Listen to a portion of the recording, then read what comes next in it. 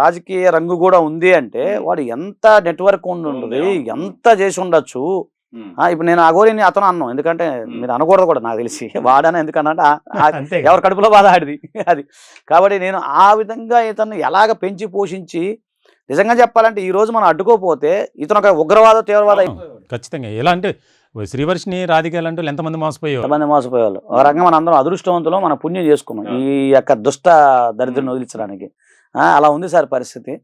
So ఏదైనప్పుడు కూడా నా ఉద్దేశం ఏంటంటే, మేమైతే బెయిల్ రాకుండా చేయాలని ఉన్నాం సార్. ఒకవేళ బెయిల్ వచ్చింది అనుకోండి, అలాగో మీకు తెలియదు ఏముంది, బెయిల్ రద్దు చేయడానికి మళ్ళీ మేము హైకోర్టుకి వెళ్తాం.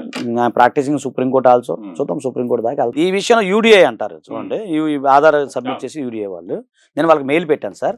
ఇతను సంబంధించిన ఆధార్ కార్డు నెంబరు, అసలు ఇతను ఏం మీకు సబ్మిట్ చేశాడు, ఇప్పుడు మేలా ఫిమేలా అనేది ఎలా తెలుస్తుంది, ఏ జెండర్ అనేది మనకి ఎట్లా తెలుస్తుంది, సో మీరు ఏ విధంగా చేశారు, అతను ఏమేమి సర్టిఫికెట్లు మీకు సబ్మిట్ చేశాడు. తర్వాత ఇతను శివ విష్ణు బ్రహ్మ అల్లూరి అనే పేరు అని గజిట్ పెట్టాడు. యాక్చువల్లీ నేమ్ చేంజ్ అనేది గజిట్ ద్వారా మార్చుకోవాలి.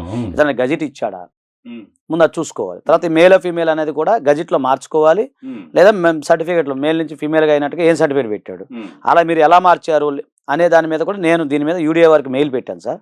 అది త్వరలో వస్తుంది, అది కూడా మీ కోర్టుకి సబ్మిట్ చేస్తున్నాము. దీనికి సంబంధించి మెయిన్ ఆఫీసు అంటే మనకు అమీర్పేటలో ఉంది, వాళ్ళకి పెట్టాము, వాళ్ళు చూస్తా ఉన్నారు. లేదంటే ఢిల్లీలో పోయి ఇది తెప్పిస్తాం సార్.